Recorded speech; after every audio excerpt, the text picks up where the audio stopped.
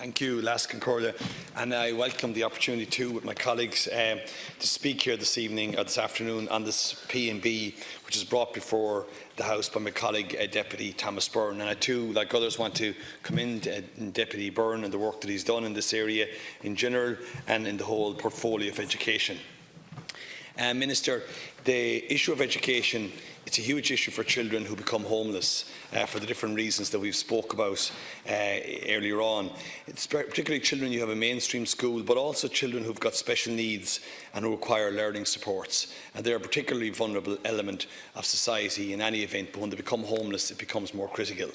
Children who are in emergency accommodation have to travel long journeys to their school when they're based away from the location that they were made homeless from. A lot of families where they're living in houses and attending the local schools, they're then obviously made homeless for whatever the reasons are.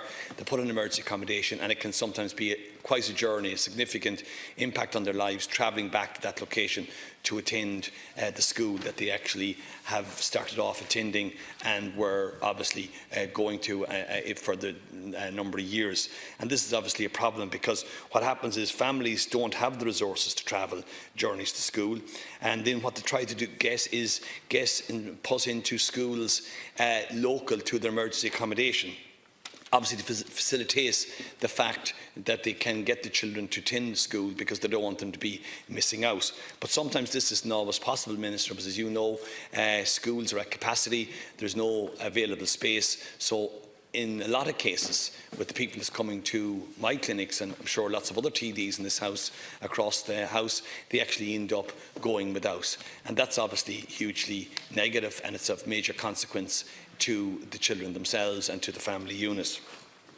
And also what happens is that there's also, I suppose, an issue for the students in emergency accommodation when they're trying to do their homework, because obviously oftentimes in emergency accommodation you have all of the family living maybe in one room, or definitely two very small rooms. So a huge issue there in relation to the children doing their homework and then trying to study for state exams, etc. So that actually puts them at a major disadvantage in relation to progressing and developing in the educational circle.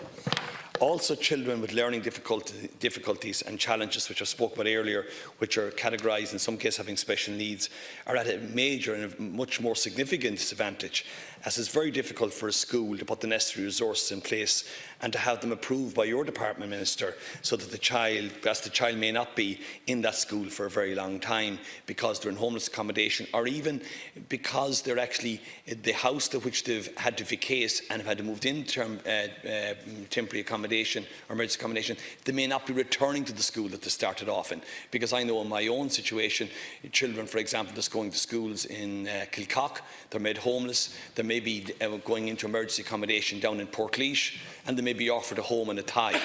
So that's the kind of reality that we're dealing with on the ground, and that's the problem that's there, and it's how you actually manufacture a mechanism of dealing with that. But that's a logistical problem, and it's a huge issue. And obviously you know yourself, with schools applying for extra resources for children with special needs, they have to go through assessment of needs, and then the application is made to the department, and that can be a protracted process in any event to get approved.